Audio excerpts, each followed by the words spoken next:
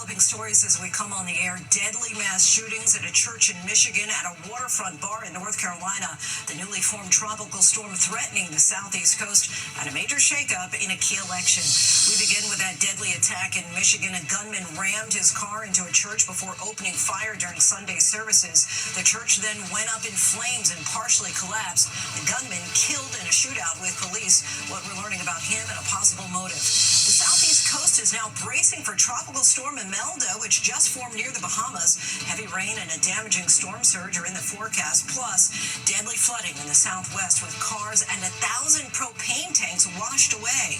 The bombshell political announcement. New York Mayor Eric Adams abandons his re-election bid just 5 weeks before Election Day.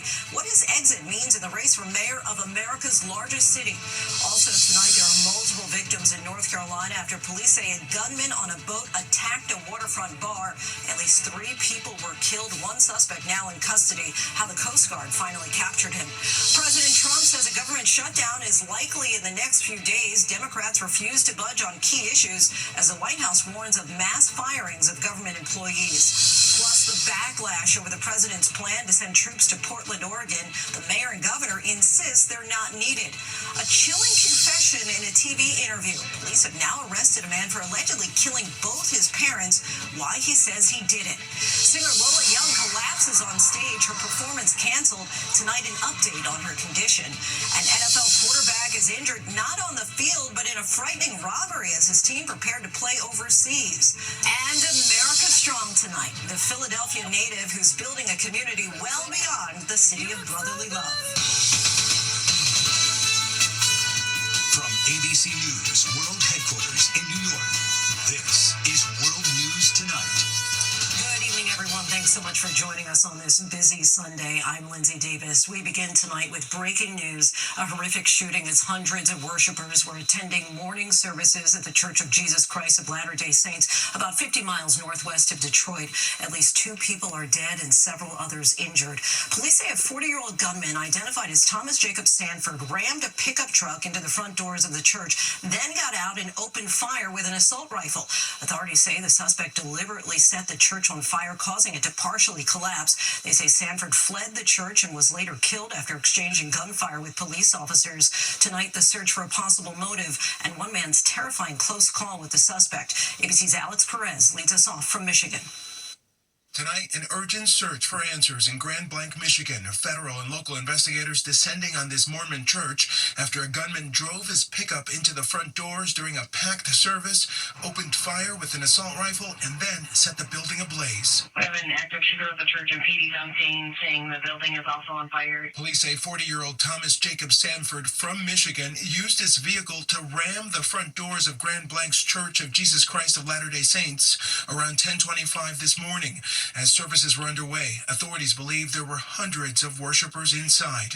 One of them, Paula, a teacher in the church, describing the terrifying moment to our local affiliate, WXYZ. One of our counselors was up speaking, and we heard a big bang and the doors blew. He then exited his vehicle, firing several rounds at individuals within the church. At least 10 people were wounded and 2 killed.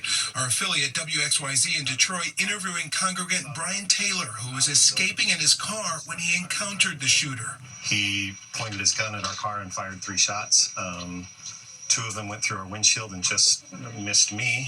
According to police, 2 officers trained in active shooter scenarios arrived on the scene 25 seconds after the first 911 call and engaged the suspect, killing him 8 minutes later. A fire also breaking out in the church, authorities believing that fire was deliberately set by the suspect. The massive 5-alarm blaze forcing firefighters to retreat from the scene. I have people trapped in the building. Repeat, people trapped in the building. Police fearing they will find additional victims now that the fire is out. Investigators say the shooter used an assault rifle. Tonight, reports the shooter had multiple IEDs inside his silver pickup truck, seen here at the entrance of the now destroyed church. Michigan investigators say they will be conducting a search of the suspect's residence just 8 miles from the church and going through cell phone records looking for a motive. Our church is fine. I joined the church 38 years ago. To see somebody would do this to my church. And Lindsay, one congregant says he did not recognize the shooter, who he says was dressed in camouflage and accompanied by his black dog. Investigators are now working quickly to try to figure out what the motive was in all of this. Lindsay? And another heartbreaking shooting, Alex, thank you. Next tonight, Tropical Storm Imelda is now barreling through the Bahamas, bringing heavy rain and dangerous storm surge. Let's get right to meteorologist Danny Beckstrom from our New York station, WABC. Hi, Danny. Time this out for us. Well, we're looking at our 9th named storm of the season in Tropical Storm Imelda, with max sustained wind of 40 miles per hour impacting the Bahamas tonight. Heavy rain, gusty wind. But it's actually good news in terms of the track shifts. Right now, modeling indicating that sharp turn to the east as we move into Monday into Tuesday night. That is great news for the southeast coast. Now, we continue to see Imelda strengthen and bring that heavy rain, gusty wind to the Bahamas. But we've actually seen the tropical storm watch be allowed to expire early for the east coast of Florida, which again means the wind impacts are expected to be less significant. But as this front stalls out and Imelda continues to track north, it could pull some of that tropical moisture still to parts of the southeast. So heavy rain still possible in portions of coastal Georgia and the Carolinas. We're not in the clear yet, but the wind concerns definitely look better for the U.S. All right, we know that you'll be monitoring it for us, Danny. Thank you. Storm preparations are underway across several states, as Danny just mentioned. South Carolina is one of the states bracing for Imelda. Our Whit Johnson is there. Tonight, Tropical Storm Imelda hammering the Bahamas as the U.S. braces for an onslaught of rain. States of emergency declared in the Carolinas. Pray and hope for the best and prepare for the worst, and the time to prepare is now. We know that we're going to have high winds. We know that we're going to have a lot of water. The coastal cities of Charleston and Wilmington facing potential flash flood threats. Rough surf already impacting Florida beaches. And in Arizona, another storm system leaving at least 3 people dead. Oh my God! On Friday, devastating floodwaters sweeping through the city of Globe, located 90 miles east of Phoenix. Yeah, we got a car exploding, right? The fast-moving waters submerging cars and washing away more than 1,000 fuel tanks from a distribution facility. At least one person still missing in Gila County. Well, it'll be search and rescue. That's our priority. We still have vehicles that have not been looked at. So they have cadaver dogs. They have over 150 resources here. Recovery efforts now underway. Entire businesses wiped out. Paul Kempton, owner of Kempton's Physical Therapy, says he's lost everything. It's 3 inches full of mud and water about halfway up the wall, and all the equipment has been underwater. Looks like a complete loss. And Lindsay, back here in South Carolina, the governor says the state has no intention of issuing any mandatory evacuations as Imelda appears to be turning away from the coast. Still, officials are warning everyone to be prepared for heavy rain and potential flooding. Lindsay. All right, Whit, thank you. Now to that bombshell announcement from New York Mayor Eric Adams ending his bid for re-election after weeks of speculation about his future. The move comes as he faced growing pressure, including from the White House, to drop out of the race. More now from ABC's chief investigative correspondent, Aaron Katursky. Tonight, just 5 weeks before Election Day, the scandal-scarred mayor of New York City, Eric Adams, is dropping out of the race. Despite all we've achieved, I cannot continue my re-election campaign. Adams facing mounting pressure, trailing badly in the polls, and the White House urging him to quit as President Trump rails against progressive frontrunner Zoran Mamdani, a self-described democratic socialist. You see what's going on in New York, we're going to have perhaps a communist mayor because it's split up. Earlier this year, the Trump Justice Department dropped federal corruption charges against Adams, who ditched the Democratic primary and ran as an independent. Trump preferring a one-on-one race between Mamdani and former New York Governor Andrew Cuomo. Adams did not endorse any of his rivals, but appeared to offer a warning about Mamdani and his agenda. Too often, insidious forces use local government to advance divisive agendas with little regard for how it hurts everyday New Yorkers. Major change is welcome and necessary, but beware of those who claim the answer to destroy the very system we built together over generations. That is not change, that is chaos. Tonight, Cuomo saying the mayor's exit shows Adams is sincere about putting the city above personal ambition. But Mamdani had a different takeaway. Well, I think the race continues to be the same as it was, where it's a race between us and the failed politics that we've seen, whether it's Andrew Cuomo or Eric Adams. Now, the ballot is set, Lindsay. Adams will still appear on it, and so will Republican Curtis Sliwa. He's had a pretty good showing in the polls, and he says tonight, Lindsay, he's the best one to take on Zoran Mamdani. A lot of national interest in this race, Aaron. Thank you. Now to a deadly mass shooting at a waterfront bar in North Carolina. A suspect allegedly opened fire from a boat into a crowd, killing at least 3 people and injuring 5 others. Authorities describe the victims as vacationers visiting the bar 30 miles south of Wilmington. Police say it was a highly premeditated attack. ABC's Faith Abube is on the scene tonight. Tonight, authorities say a deadly mass shooting that left 3 people dead and 5 others injured at a North Carolina bar Saturday night was a highly premeditated attack. Evil has come ashore in Southport, North Carolina. This is truly a devastating incident. Investigators say people were out on the deck at the waterfront bar in Southport enjoying live music when the suspect, armed with an assault rifle, pulled up on a boat and opened fire from the water. Reports came in rapidly of a boat sitting in the waterway. Reports of a subject shooting multiple patrons of the establishment. About a half hour later, authorities say they closed in on the suspect, Nigel Edge, who fled on his boat to a nearby town. They say he was loading up at a boat access. According to investigators, Edge, a known resident in Oak Island, self-identifies as a combat veteran and told police he suffers from PTSD. Today, residents in the small coastal town stopping to remember the victims at the popular local bar turned crime scene. He really was shooting fish in a barrel, because if you ever look out there, it's a pier where the end is, and his boat was right out there. There's nowhere for anybody to go. And Lindsay, many of the victims were visitors just here on vacation. Investigators have charged that suspect. He's being held in jail without bond and is expected to appear before a judge tomorrow. The DA's office is considering the death penalty. Lindsay. Faith, thank you. Now to the high-stakes meeting at the White House tomorrow. President Trump is slated to meet the top congressional leaders as a deadline to avoid a government shutdown nears. Republicans and Democrats are in a stalemate, with each side blaming the other. ABC's senior White House correspondent Selena Wang has the latest. Tonight, Americans bracing for a government shutdown, the deadline looming just 2 days away. If it has to shut down, it'll have to shut down. The top 4 congressional leaders set to meet with President Trump at the White House tomorrow, a last-ditch effort to make a deal. But both parties digging in. Our position has been very clear. Cancel the cuts, lower the costs, save health care. The House Speaker says Trump plans to ramp up the pressure on Democrats. I talked with him at length yesterday about this, and he's going to tell Chuck Schumer and Hakeem Jeffries to stop playing political games. Democrats demand that Republicans reverse Medicaid cuts and extend expiring Obamacare subsidies so health insurance premiums don't rise for some 20 million people.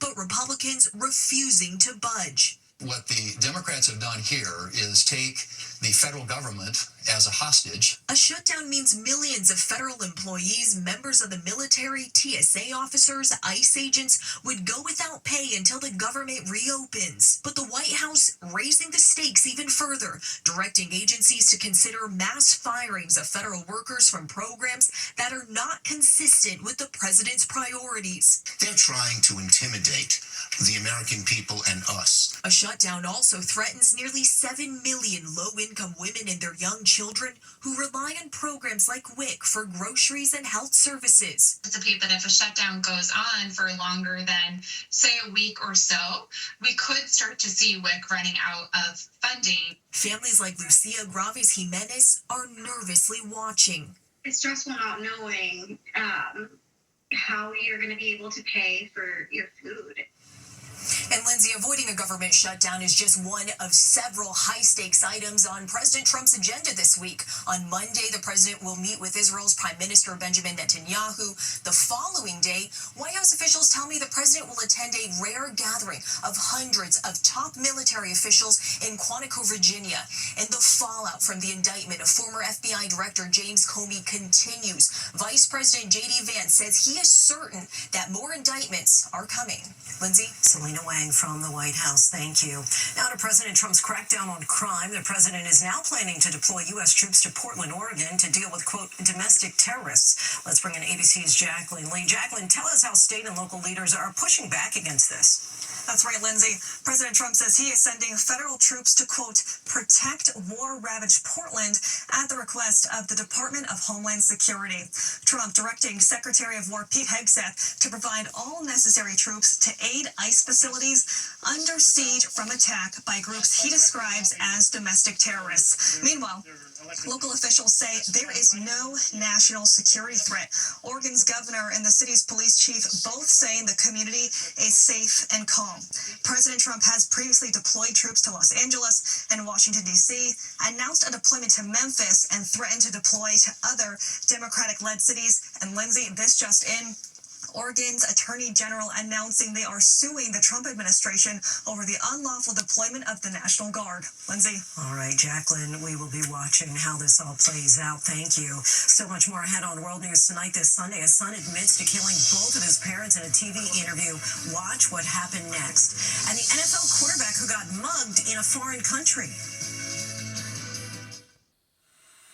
Next tonight, a man confessed to killing his elderly parents 8 years ago in a new TV interview. Lawrence Krauss told a reporter on Thursday that he killed them to save them from deterioration as they aged, saying he'd done his duty to them as a son. He came forward after their remains were found in their backyard. Krauss was arrested after leaving the studio and faces multiple charges, including 2 counts of murder. He's pleaded not guilty. A scary moment at a concert last night. Video from the audience shows singer Lola Young appearing to collapse and then falling backwards while on stage in New York City. Young was then carried away by a medical team. The singer later posted that she's doing okay. No word on what caused her to collapse. She'd canceled a performance Friday night in New Jersey. And a backup quarterback with the Pittsburgh Steelers was reportedly attacked and robbed in Dublin, Ireland. The team confirmed Skylar Thompson was involved in an incident Friday night. He was treated for a minor injury. The Steelers were in town to play the Minnesota Vikings in the first ever NFL game in Ireland. They won the game 24-21. Thompson was already nursing an injury and was not available to play. Still ahead, U.S. golf fans were hoping for a miracle at the Ryder Cup. Did they get one? To the index now, the U.S. team staged a furious rally today after falling behind at the Ryder Cup on New York's Long Island.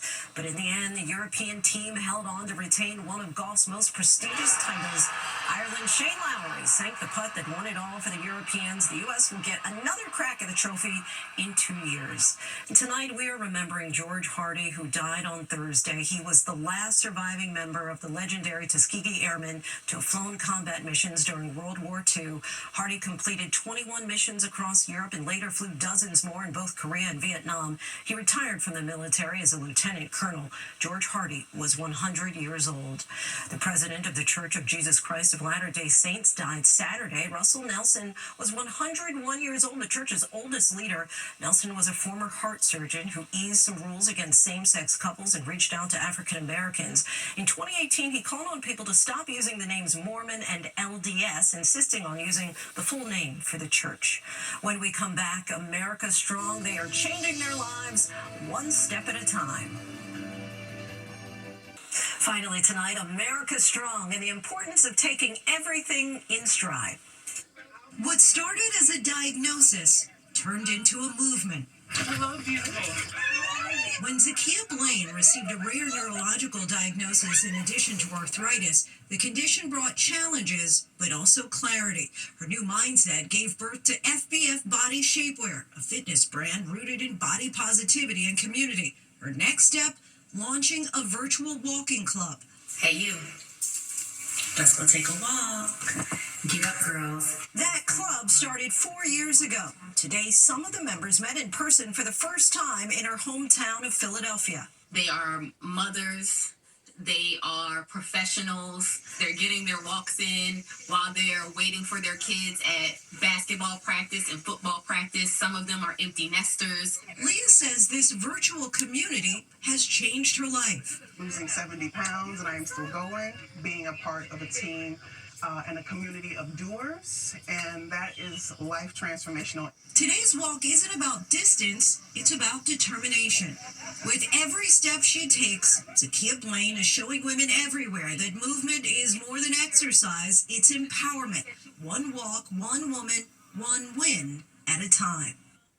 Our thanks to Zakia. Thanks so much for watching. David, we're right back here tomorrow night. I'm Lindsay Davis in New York. Have a great night.